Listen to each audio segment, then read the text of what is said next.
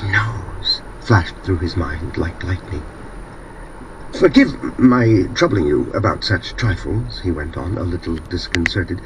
"The things are only worth 5 rubles, but I prize them particularly for the sake of those from whom they came to me, and I must confess that I was alarmed when I heard—" "That's why you were so much struck when I mentioned to Zosimov that Porfiry was inquiring for everyone who had pledges," Razumikin put in, with obvious intention.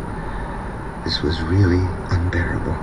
Raskolnikov could not help glancing at him with a flash of vindictive anger in his black eyes, but immediately recollected himself.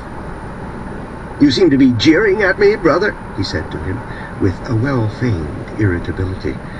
"I dare say I do seem to you absurdly anxious about such trash, but you mustn't think me selfish or grasping for that. And these 2 things may be anything but trash in my eyes. I told you just now that the silver watch, though it's not worth a cent, is the only thing left us of my father's. You may laugh at me, but my mother is here." He turned suddenly to Porfiry. "And if she knew—" He turned again hurriedly to Razumikin, carefully making his voice tremble, "that